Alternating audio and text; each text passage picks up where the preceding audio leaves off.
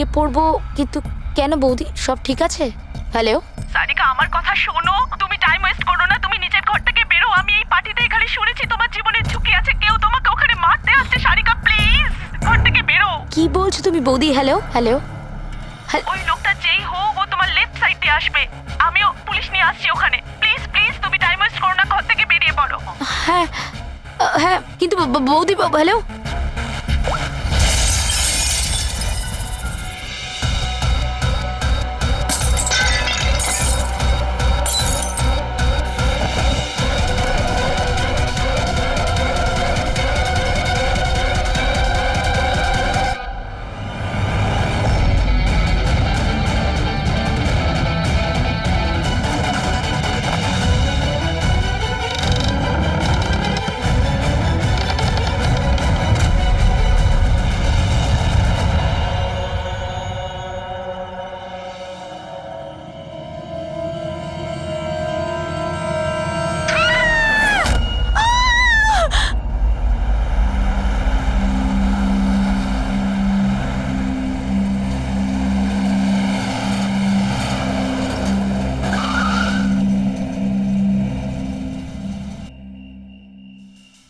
এক তো না বলে চলে গেছে, আর ফোনও তুলছে না। আরে ভাই, এমন কেউ করে নাকি? আরে কমসে কম বলে যাওয়া তো দরকার ছিল। হয়তো কোনো প্রবলেম হবে, এই জন্য ধরেনি। তুমি না সবসময় কাম অন, প্রবলেম তো আমাদের হয়েছে, অ্যাটলিস্ট আমাদের বলা দরকার ছিল ওর। আর না তো কি, একদম বাচ্চাদের মতো ব্যবহার, কারো চিন্তাই করে না। সি গাইস লিসেন, প্রথমে ঘরের ভেতর ঢুকে দেখি। এটাও তো হতে পারে যে ঘরের ভেতর রয়েছে। চলো চলো।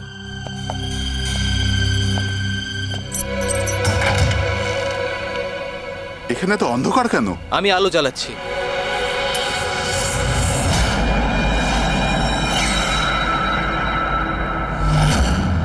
এসব কি?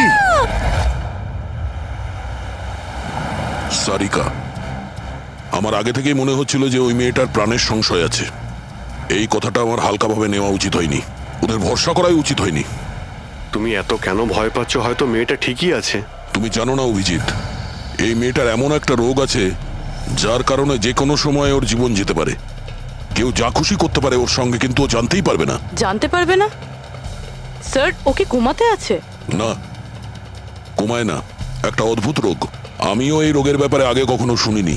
একটা অসুস্থ মেয়েকে তার পরিবারের লোক মারতে কেন চাইবে? যতটা আমি ওদেরকে চিনেছি, আমার মনে হচ্ছে যে ওদের ভাবসাব খুব একটা সুবিধার নয়। সারিকার সঙ্গে আমার কয়েকদিন আগেই দেখা হয়।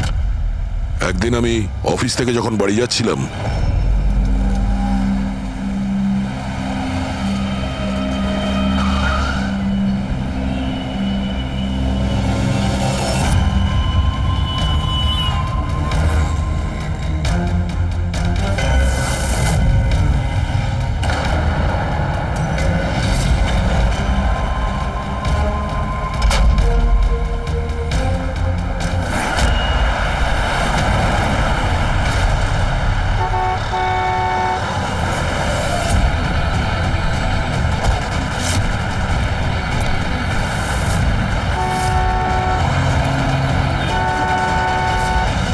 এই! দাঁড়াও!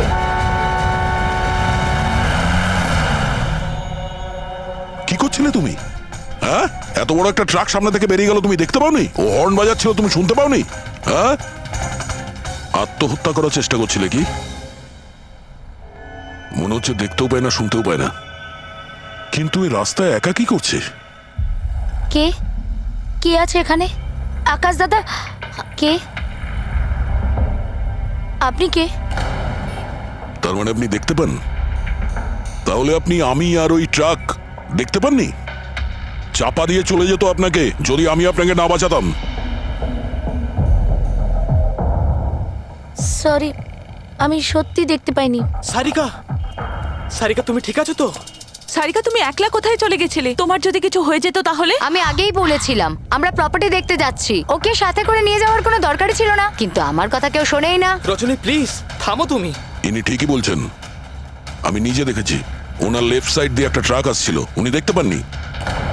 ও হর্ন বাজাচ্ছিল, শোনেনি। চাপা দিয়ে চলে যেত ট্রাক যদি আমি না থাকতাম। থ্যাংক ইউ দাদা, থ্যাংক ইউ ভেরি মাচ। হ্যাঁ দাদা, সত্যি ও ট্রাকের আওয়াজ শুনতেও পায়নি আর দেখতেও পাইনি। তার মানে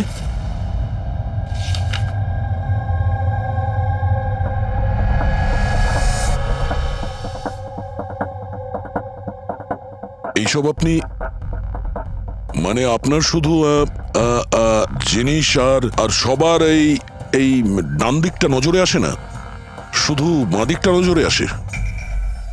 হ্যাঁ স্যার। তার মানে এই মুহূর্তে আমি আপনার সামনে আছি, আপনি আমার অর্ধেকটা দেখতে পাচ্ছেন, আমার এই ডান দিকটা আপনি দেখতে পাচ্ছেন না? না স্যার, দেখতে পাই না।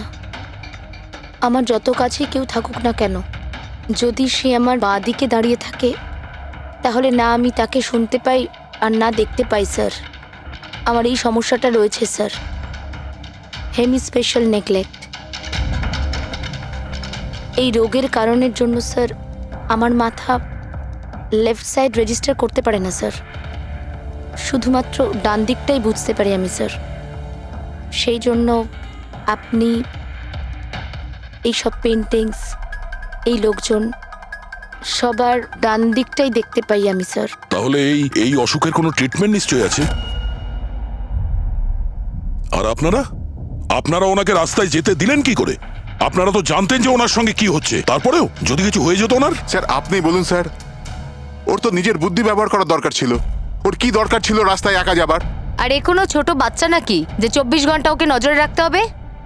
ইনফ্যাক্ট আমরা এর জন্য একটা বেবি সিটার রেখে নিই যে 24 ঘন্টা ওর দিকে নজর রাখবে। এখন এসব বলে কি হবে? হ্যাঁ, ভুল আমাদের হয়েছে, এটা তোমরা মানো আর না মানো আমি মানি।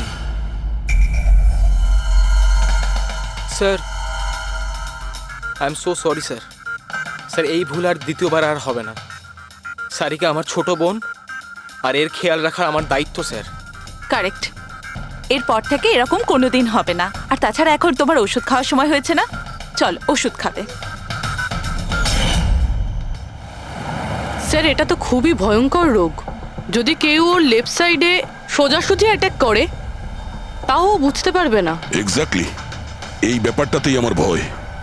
এক তো এই অসুখ, তার উপরে কোটি টাকার সম্পত্তির একলা ওয়ারিশও। সারিকার মা বাবা একটা অ্যাক্সিডেন্টে মারা গেছে, সারিকা বেঁচে গেছে, কিন্তু ওর এই হেমি স্পেশাল নেকলেট অসুখ হয়ে গেছে। ওর আশেপাশেও দেখভাল করার জন্য তো অনেক লোক আছে, কিন্তু তার মধ্যে জানি না কতজন আছে যারা সৎভাবে ওর ভালো চায়। এরকম কেন মনে হচ্ছে তোমার? অভিজিৎ, ওই উইল অনুযায়ী সারিকার পরে পুরো সম্পত্তি এই আত্মীয়দেরই পাওয়ার কথা। আর আমার প্রথম থেকেই এদেরকে খুব একটা ভালো লাগছে না। আর এই কিছুদিন আগে আমি ওর বার্থডে পার্টিতে গেছিলাম। চলো সারিকা, এবার কেকটা কাটো। দাদা, আর 2 মিনিট ওয়েট করে যাই, দয়া স্যার হয়তো চলে আসবেন। আমি ওনাকেও ইনভাইট করেছি। অন্তত আমাদেরও বলতে পারতে। আরে কে কি বললো না ভাই? Oh I am so sorry, আসতে একটু দেরি হয়ে গেল।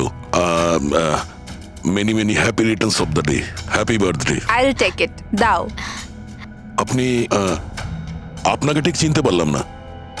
আমি বলছি, এ হলো কৃতি। সারিকার মতো পেশেন্টদেরকে হ্যান্ডেল করার জন্য ইনি ট্রেনিং নিয়েছেন, আর আমি ইনাকে 24 ঘন্টা সারিকার সাথে থাকার জন্য অ্যাপয়েন্ট করেছি। আশা করি আপনি সারিকাকে নিয়ে আর চিন্তিত হবেন না। একদম। আর আমাদেরও মনে হয় যে কৃতি থাকলে সারিকা সেফ থাকবে। অ্যাবসলিউটলি। আমারই ভুল হয়েছে, শুধু আমার ভুল। আমার সারিকাকে ওদের ভরসায় ছাড়া উচিত হয়নি আমার। মেরে দিয়েছে হয়তো ওরা ওকে, বাড়ি এসে গেছে।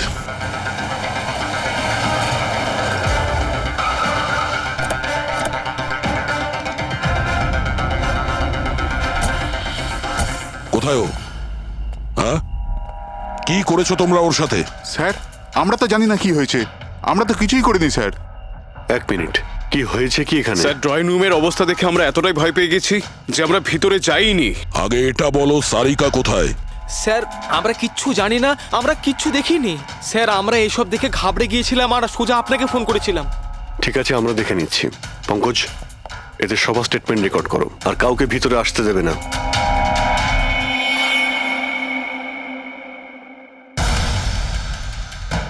সারিকা, সারিকা, কেউ আছেন এখানে? তো মনে হচ্ছে অনেক কিছুই হয়েছে। এত রক্ত তো কোনো একজনের হতেই পারে না।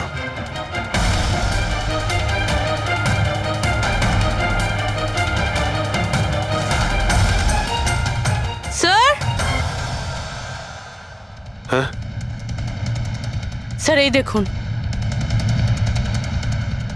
কেউ লুটপাট করার জন্য ঢুকেছিল, কিন্তু টাকা নিয়ে বেরোতে পারেনি। যেই ওকে বাধা দেওয়ার চেষ্টা করেছিল তার উপরেই আক্রমণ করে। স্যার, লাশ! সারিকা?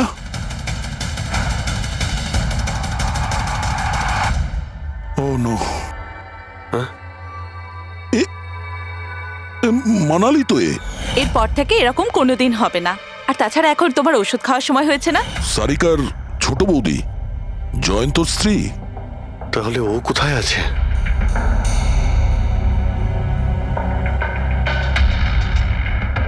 ও নো। দয়া, হ্যাঁ, এ হলো কৃতি। সারিকার মতো পেশেন্টদেরকে হ্যান্ডেল করার জন্য ইনি ট্রেনিং নিয়েছেন। এটা তো কৃতি। তুমি চেনো? হ্যাঁ, কৃতি স্যার, পালস চলছে, এখনো বেঁচে আছে। এ সারিকার রুমের বাইরে? সারিকা? সারিকা? ফ্রেডি, এক্ষুনি অ্যাম্বুলেন্সের ব্যবস্থা করো, একে হসপিটালে পাঠাতে হবে। সারিকা? সারিকা?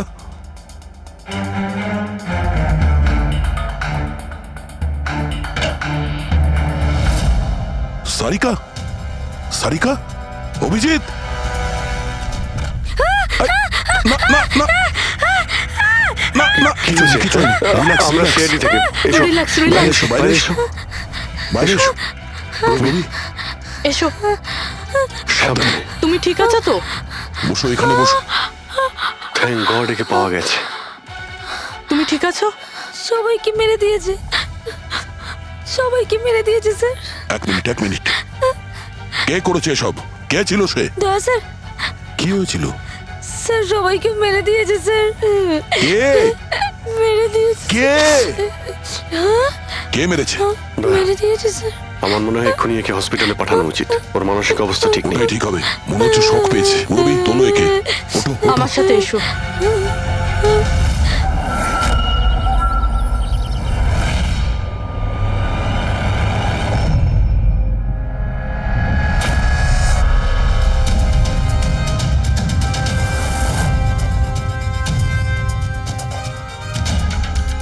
স্যার, আপনি আমাকে ঘরে কেন যেতে দিচ্ছেন না? আমার বউ খুন হয়েছে। স্যার প্লিজ, স্যার প্লিজ, আমি একবার দেখতে চাই, শুধু একবার। মিস্টার জয়ন্ত, আপনার স্ত্রীর খুন হওয়ার জন্য আমরা খুব দুঃখিত, কিন্তু আমরা আপনাদেরকে ভেতরে যেতে দিতে পারি না। 3 জনের উপর হামলা হয়েছে, একজন মারা গেছে, একজন আহত, আর একজন শক পেয়েছে। আর আপনারা বলছেন যে আপনারা কিছুই জানেন না। হ্যাঁ, সত্যি আমরা কিচ্ছু জানি না স্যার।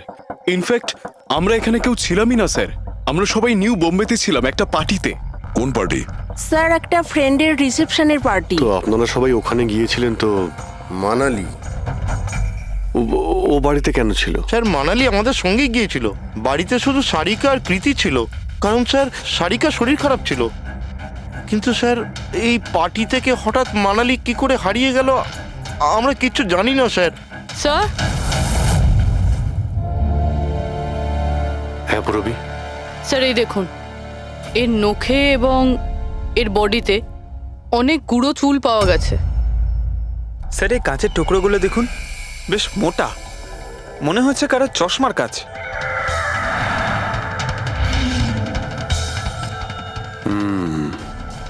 চশমারই মনে হচ্ছে।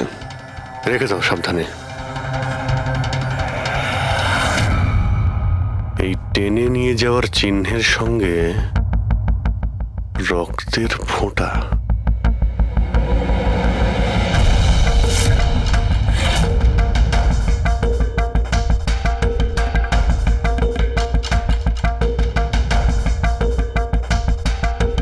এখানে এতটা রক্ত, মানে এখানে এসে দাঁড়ায় আর বাইকের চাকার দাগ। কেউ আহত অবস্থায় এখানে আসে আর বাইকে উঠে এখান থেকে বেরিয়ে যায়। আচ্ছা একটা কথা বলুন তো, আপনাদের মধ্যে বাইক কার কাছে আছে? বাইক? না স্যার বাইক তো কারুর কাছে নেই, আমাদের সবার কাছে নিজের পার্সোনাল গাড়ি আছে স্যার। এই বাড়িতে টোটাল 5টা কার আছে স্যার। কিন্তু অভিজিৎ, এটা কেন জিজ্ঞাসা করছো? কারণ কেউ খুবই আহত অবস্থায় বাইকে উঠে এখান থেকে চলে গেছে, আর আমার পুরো বিশ্বাস যে খুনি সেই। আই থিঙ্ক এর জবাব সারিকাই দিতে পারবে। ওর জ্ঞানটা একবার ফিরে আসুক। বাই দ্য ওয়ে, আপনাদের মধ্যে কি কারো চোট বা আঘাত লেগেছিল? আঘাত আমাদের? স্যার, আপনার কথার মানে কি?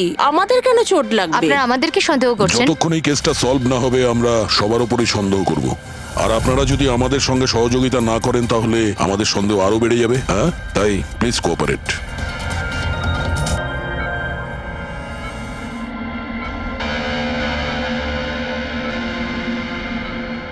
সারিকা,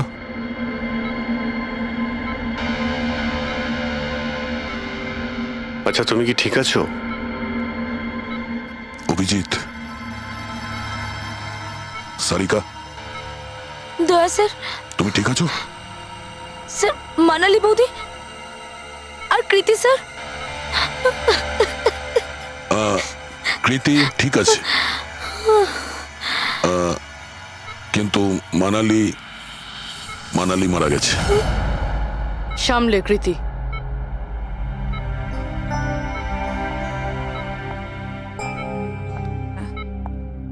কৃতি, কৃতি, তুমি ঠিক আছো তো? I am so glad you okay. Thank God তুমি ঠিক আছো।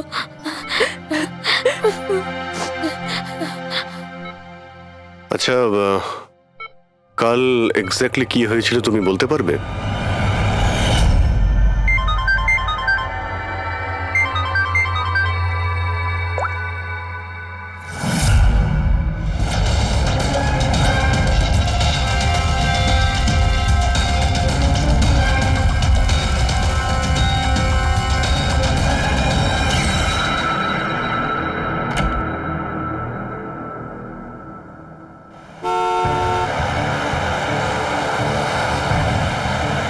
বৌদি,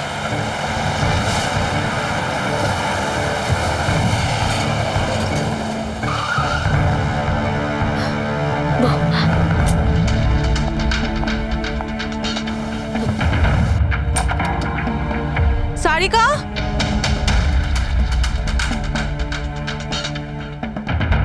সারিকা, সারিকা কোথায় তুমি?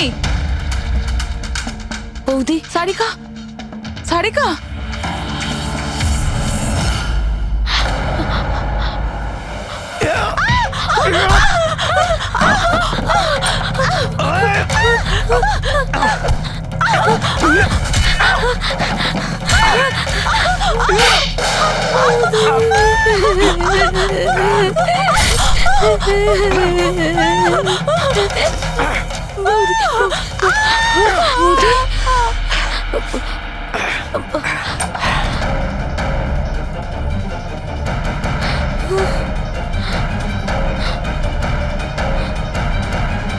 কৃতি, কৃতি, কৃতি।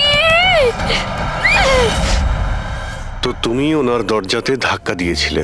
তো কৃতি, আপনি কি দেখেছিলেন? আপনার উপরে আক্রমণ কি করে হলো? সারিকার জোরে চিৎকারের আওয়াজ পেলাম, আমি তখনই ঘর থেকে বাইরে আসি। সারিকা, এইসব কি করে?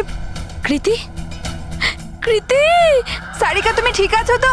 কৃতি, আমি আমার রুমে। কৃতি, আমি এখানে।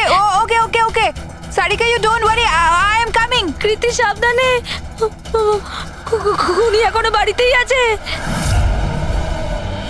খুনি? সারিকা, তুমি ওকে দেখেছো যে কৃতির ওপর হামলা করেছে? হ্যাঁ স্যার, আমি দেখেছিলাম। সারিকা, সারিকা, কৃতি, কৃতি। সারিকা, সেই মুহূর্তে তুমি যা যা দেখেছো সেটা তুমি একটা পেপারের ওপর আঁকতে পারবে? হ্যাঁ স্যার, যখন আমি ওনাকে মানালি বৌদির পেছনে দেখেছিলাম তখন খুব ভয় পেয়ে গেছিলাম। আমি শুধু ওই মুখটার একটা ঝলক দেখতে পেয়েছিলাম স্যার। যখন আমি আবার দেখি তো তখন আমি শুধু হাতটুকু দেখতে পাই। কৃতি আমার দিকে আসছিল আর তারপর পিছন থেকে হাত এলো, ওই হাতটা ওর ওপর হামলা করলো। লোকটা রেনকোট পরেছিল আর গ্লাভস আর একটা বড় চকপকি ঘড়ি, এই যে একেবারে সেরকমই হুবহু যেমনটা আমি দেখতে পেয়েছিলাম।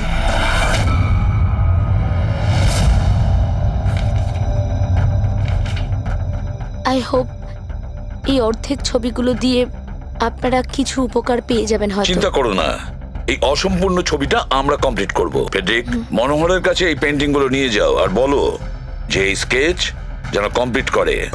Sarika, thank you so much. আপনি যেতে পারেন, টায়ার্ড হয়ে গেছেন হয়তো। চলো সারিকা।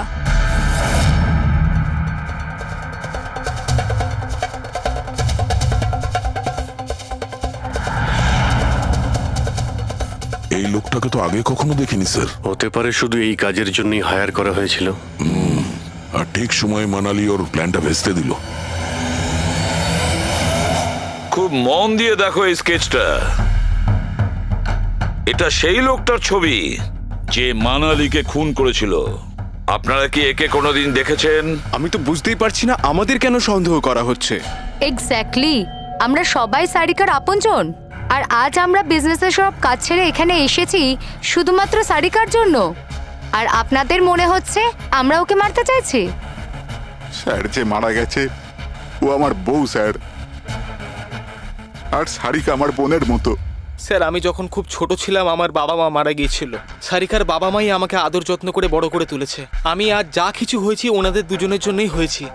আর স্যার, আমি সারিকাকে আমার নিজের প্রাণের চেয়েও বেশি ভালোবাসি। এক্স্যাক্টলি, এক তো আমরা ওর জন্য নার্স রাখলাম আর আপনারা সবাই আমাদেরকেই সন্দেহ করছেন। হ্যাঁ, সন্দেহ করছি তোমাদের সবাইকে। আমি নিজের চোখে দেখেছি কতটা ভালোবাসো তোমরা ওকে। আপনারা সবাই ভালোভাবেই জানেন যদি ওই বেচারির কিছু হয় তাহলে ওর কয়েকশো কোটি টাকার সম্পত্তির তোমাদের সবার মধ্যে ভাগ হবে।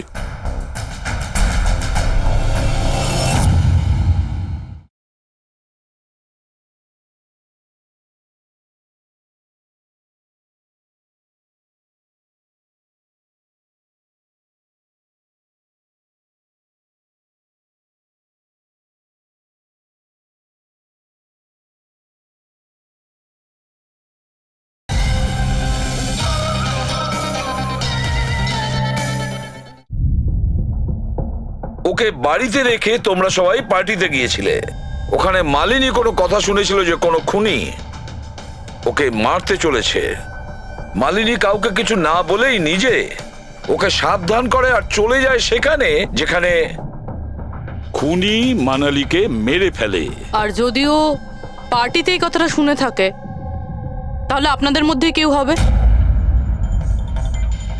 কেউ না? ঠিক আছে, তোমরা এখন যেতে পারো, কিন্তু একটা কথা ভালো করে মনে রাখবে, আমাদের কড়া নজর থাকবে তোমাদের উপরে। অভিজিৎ, দয়া, ও বলছিল মানালি ওকে ফোন করেছিল যে মানালি পুলিশ নিয়ে ওর বাড়িতে পৌঁছচ্ছে। এক্স্যাক্টলি স্যার, কিন্তু ও না আমাদের সঙ্গে কন্ট্যাক্ট করেছে না পুলিশের সঙ্গে। হতে পারে কেউ ওর পিছু নিয়েছিল, তাই হয়তো ভয় পেয়ে গিয়েছিল। একটা কাজ করি আমরা, পঙ্কজ, পুরবী, ওই পার্টিতে যে কয়জন লোক এসেছিল ওদের প্রত্যেকের নাম আর ফোন নাম্বার বের করো আর খোঁজ নাও ওই রাতে মানালির বাড়ির আশেপাশে ওদের মধ্যে কার ফোন অ্যাক্টিভ ছিল।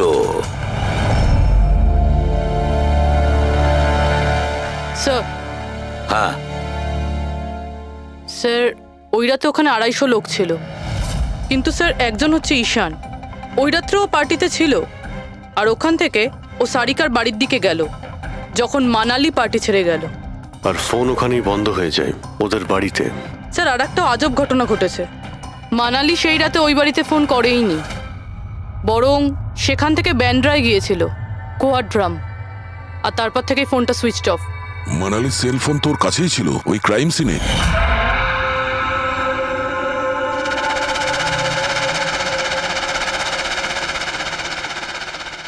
Switch off? আচ্ছা, এমনটা নয় তো যে ওই ফোনটা আসলে ঈশানের ফোন, ভুল করে ওখানে পড়ে গিয়েছিল? মানে ঈশান সেই রাতে সারিকা ভিলা এসেছিল ডাকো ওই ঈশানকে বিউরোতে। স্যার আমি করেছিটা কি? আমাকে এখানে কেন ডাকা হয়েছে? ঈশান, একটু আপনার চশমাটা খুলবেন? চশমা? স্যার এটা তো উইদাউট নাম্বারের চশমা, এটা তো আমি রেগুলার পড়ি না। ডক্টর সালুকের কাছে নিয়ে যাও এটা। স্যার আমাকে এটা তো বলুন আমি করেছিটা কি? আমরা আপনাকে এখানে মানালি মার্ডার কেসের ব্যাপারে ডেকেছি। ক্রাইম সিনে আমরা চশমার ভাঙা কাঁচ পেয়েছি। আপনার চশমাটাকে ওই কাঁচের সঙ্গে ম্যাচ করিয়ে দেখব। কিন্তু স্যার আমি তো ওই জায়গায় যাইনি। যদি তুমি নাই গিয়ে থাকো তাহলে তোমার ফোন ওখানে ওই ভিলাতে কি করছিল? আর মানালির ফোন তোমার বাড়িতে মান্দ্রাতে কিভাবে পৌঁছলো? ওই স্যার পার্টিতে আমাদের ফোন এক্সচেঞ্জ হয়ে গেছিল, কারণ আমাদের ফোন দুটো এক। কি হলো মানালি ম্যাডাম, আপনাকে চিন্তিত মনে হচ্ছে? চিন্তিত আমি? না তো, আসলে আমি ওই জয়ন্ত আর আকাশকে খুঁজছিলাম। আপনি ওদের কোথাও দেখেছেন? হ্যাঁ, ওরা দুজন ভেতরেই হবে। আসলে কি হয়েছে, এত চেঁচামেচি আর এই ডিস্কোতে আমি কিছু বুঝেই উঠতে পারছি না। আপনি প্লিজ আমাকে একটু হেল্প করে দেবেন ওদের খুঁজে পেতে? আমি ওদের ভেতর থেকে আপনার কাছে পাঠাচ্ছি।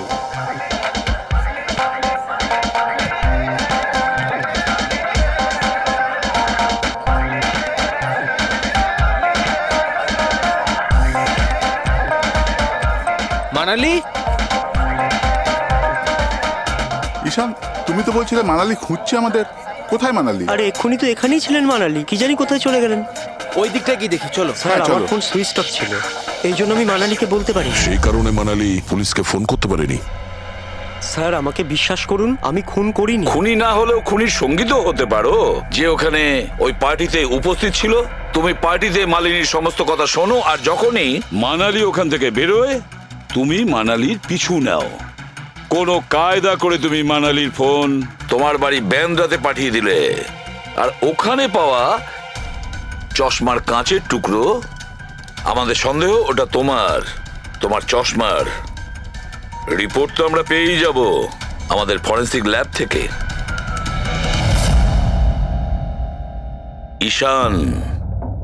ঈশান শুধু ঈশানের কাছে কোনো কারণ নেই, কিন্তু সবার কাছেই কোনো না কোনো কারণ আছে সারিকাকে মারার জন্য।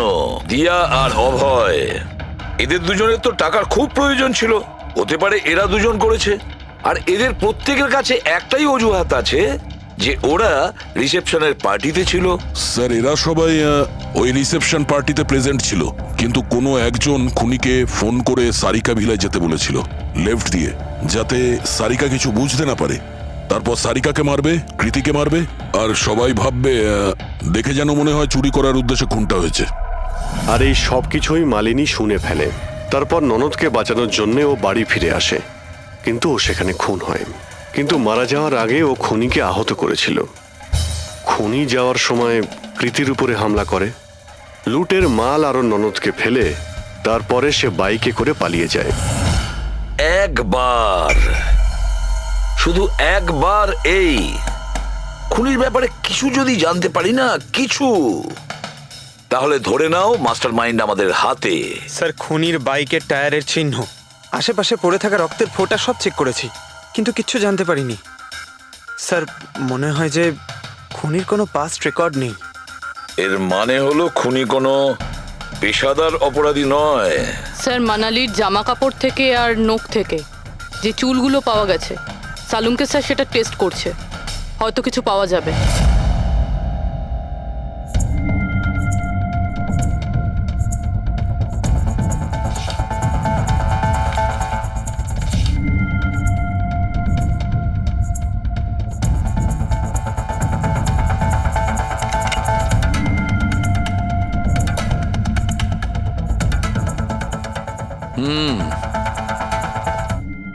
আমার আন্দাজ একদম ঠিক ছিল, এবার শুধু ডিএনএ রিপোর্টটা দরকার।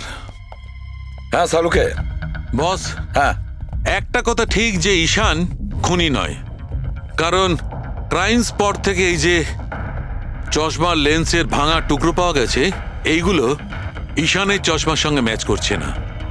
এক তো ঈশানের চশমার পাওয়ার 0, আর দ্বিতীয়ত ঈশানের যে চশমাটা তার লেন্সগুলো একদম নর্মাল, কিন্তু এই লেন্সটা ফটোক্রোম্যাটিক, মানে রোদের সঙ্গে রং পাল্টায়। আচ্ছা, ওই যে রক্ত পাওয়া গিয়েছিল ওই বাইকে টায়ারের মার্কের কাছে, সেটা কি খুনির রক্ত? হ্যাঁ, ওই রক্তটা খুনিরই, যার বয়স 25 থেকে 30 বছরের মধ্যে। আর মানালির নখে যে চুলটা পাওয়া গেছে ওটা নিশ্চয়ই খুনির। আসলে বস, হাতাহাতি করবার সময় চুল গোড়া থেকে উপড়ে আসে, অথচ এই যে চুলটা, এটা উপড়ে আসেনি, কাটা হয়েছে। আর এইটা দেখো স্ক্রিনে, যতগুলো চুল আছে সব আলাদা আলাদা রকমের। কোনো চুল সিধে, কোনোটা কোঁকড়ানো, আর ওগুলো রং দেখো, প্রত্যেকটা চুলের রং আলাদা। কোনোটা কালো, কোনোটা ব্রাউন, কোনোটা ডার্ক ব্রাউন, আর ওই গোল্ডেনও আছে। এই চুলগুলো একটা লোকের হতেই পারে না। আলাদা আলাদা লোকের চুল? হ্যাঁ দয়া, এই চুল থেকে আমরা বিভিন্ন ধরনের কেমিক্যাল পেয়েছি, যেমন হচ্ছে কেরাটিন, ফিফটাইন, আর অনেক কিছু। আমার মনে হচ্ছে না যে এই চুলগুলো কোনো একজন লোকের মাথার চুল। Hello, oh good, very good, thank you very much, good news, bye. DNA টেস্টের রিপোর্ট, এই রিপোর্ট এই বিষয়টা কনফার্ম করছে যে এই যে চুলগুলো সেগুলো কোনো একজন ব্যক্তির চুল নয়। যে লোকটার ড্রেসের ওপর আলাদা আলাদা চুল আছে, আলাদা আলাদা লোকের কাটা চুল, সেই লোক কোনো বড় সেলুনে কাজ করে, হেয়ার স্টাইলিস্টের।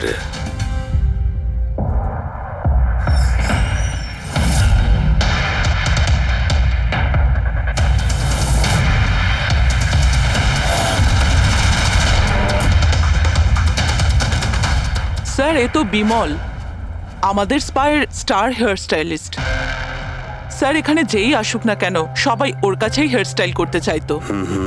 কিন্তু স্যার, এই কিছুদিন ধরেই হলো এই টাকা পয়সা নিয়ে ভীষণ চিন্তিত থাকতো। এর জুয়া খেলার খুব অভ্যাস ছিল। কিন্তু স্যার, এ খুন করবে এটা স্যার আমি একদম ভাবতেই পারছি না। যাই হোক, এখনো কোথায় আছে বলতে স্যার, পারবেন? একে এখন কোথায় পাবেন এটা আমি বলতে পারবো না, তবে কিছুদিন যাবত এখানেও কাজে আসছে না, আর নাও ও আমার ফোন তুলছে। আপনি ওর ফোন নাম্বার আর অ্যাড্রেসটা দিন আমাদের। হ্যাঁ স্যার, আমি এখনই আনছি।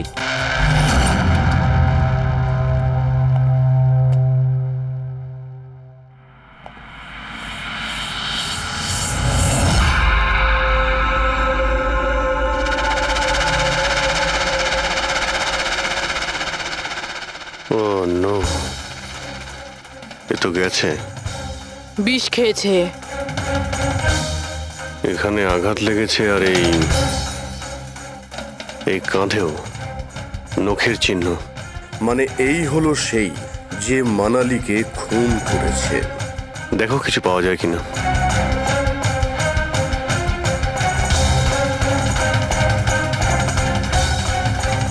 স্যার, হ্যাঁ, আমি বিমলের বাইকটা চেক করলাম স্যার। বাইকটার হ্যান্ডেলে শুকিয়ে যাওয়া রক্ত আর কাঁদালে আই এম শিওর স্যার এগুলো ওই বাড়িটার ব্যাকইয়ার্ড থেকেই লেগেছে।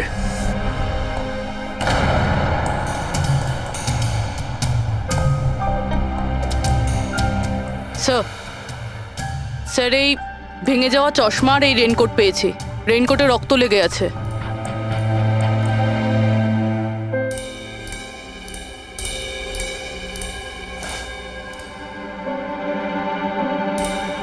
এই দেখতে পাচ্ছ, বাঁ হাতে ঘড়ি। হ্যাঁ, তাহলে স্যার যদি বিমল বাঁ হাতে ঘড়ি পরতো তাহলে ও কি করে বললো যে ডান হাতে ঘড়ি পরা ছিল?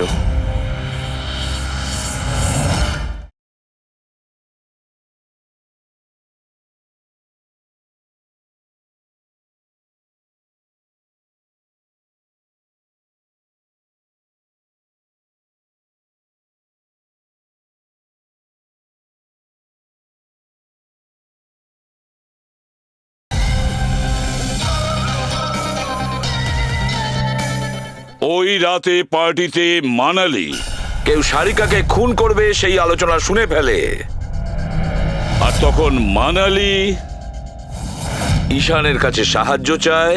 ওকে বলে যে জয়ন্ত আর আকাশকে ওখানে পাঠিয়ে দিতে। এর মানে আকাশ আর জয়ন্ত দুজনেই নির্দোষ। বাকি রইল এই তিনজন, রজনী, অভয় আর দিয়া। ওই খুনের মাস্টারমাইন্ড এই তিনজনের মধ্যেই কেউ হবে। আচ্ছা স্যার, ওই কলের অন্যদিকে কে ছিল? স্যার ওই বিমল হতে পারে। না স্যার, আমি বিমলের ফোন রেকর্ড চেক করেছি। ওই রাত্রে ওদের মধ্যে কেউই বিমলকে ফোন করেনি। তাহলে অপর প্রান্তে কে ছিল সেদিন? ল্যান্ডলাইন? আচ্ছা, ওদের বাড়ির ল্যান্ডলাইন ফোন? হ্যাঁ, হতে পারে। ফ্রেডি, পঙ্কজ, একটু খোঁজ নিয়ে দেখো তো 11টার আশেপাশে ওদের ল্যান্ডলাইনে কেউ ফোন করেছিল কিনা।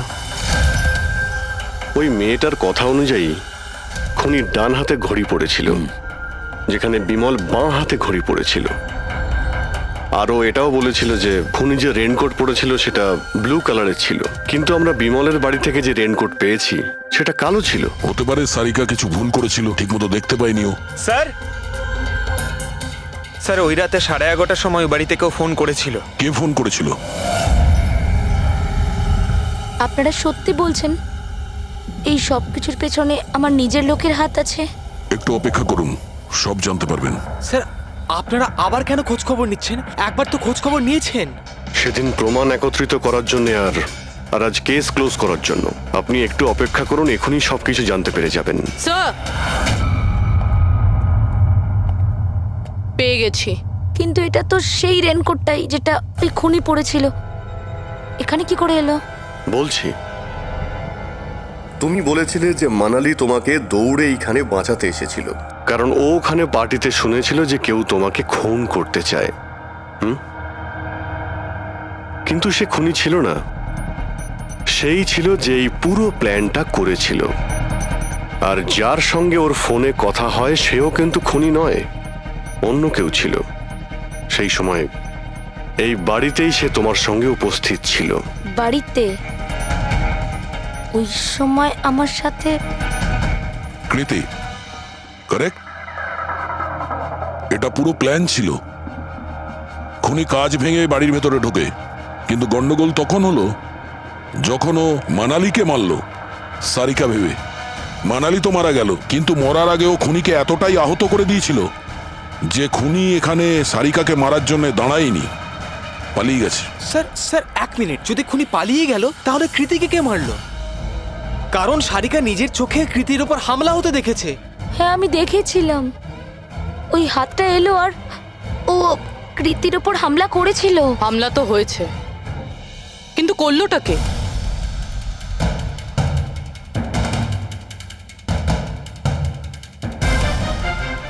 আপনারা সবাই আমাকে এভাবে কেন দেখছেন? এর উত্তর তো শুধু তুমিই দিতে পারবে কৃতি। ও রাত ঠিক 10:30টার সময় শুয়ে পড়েছিল। আর মানালি কাউকে ফোনে কথা বলতে শুনেছিল রাত 11:10 আর সেই ফোনটা এসেছিল এই বাড়ির ল্যান্ডলাইনে। কে রিসিভ করেছিল সেই কলটা? যদি আমরা এটা মেনেও নিই যে বিমল তোমার ওপর হামলা করেছে, তাহলে ও তোমাকে বাঁচিয়ে রাখলো কেন? ও মানালিকে এত নৃশংসভাবে মারলো, আর তোমাকে শুধু এই একটা আঘাত কেন? ও সারিকাকে কেন মারলো না? আর এই চুরি করা টাকা ছেড়ে পালালো কেন? আর সব থেকে বড় প্রশ্ন, ও খুনিকে এই ব্লু কালারের জ্যাকেট পরে থাকতে কি করে দেখলো? কি করে দেখলো সেই ঘড়িটা যা বিমল লেফট হ্যান্ডে পড়তো, রাইট হ্যান্ডে নয়? বিমলের রেইনকোটের কালার ছিল ব্ল্যাক।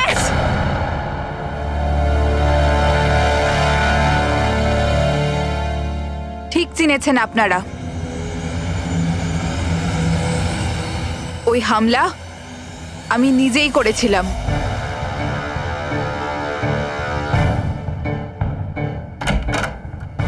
সারিকা, সারিকা কোথায় তুমি?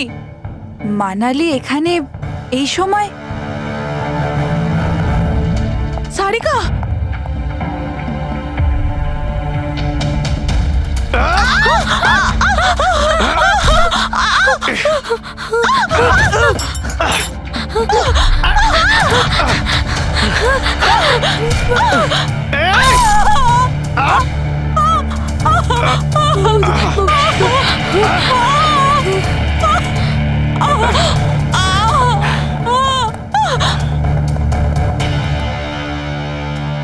কৃতি,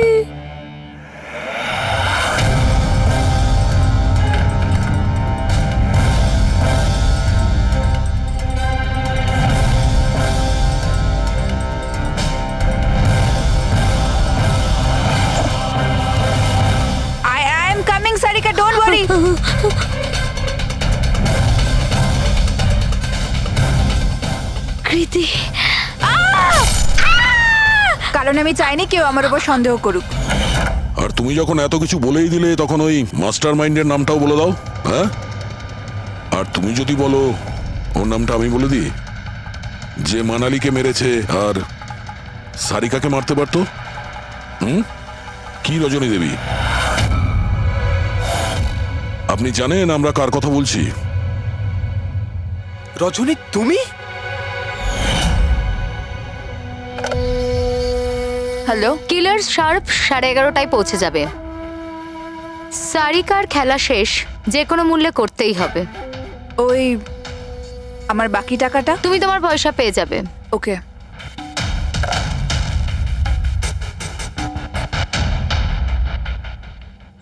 রজনী, তোমার জন্য আমি আমার বউকে... আমার পয়সার দরকার ছিল। সারিকার বেবি সিটিং করতে করতে আমি হাঁপিয়ে উঠেছিলাম। আর এইসব তোমার জন্য হয়েছে আকাশ। তোমার জন্য আমরা সবাই সারিকার আয়া হয়েছিলাম।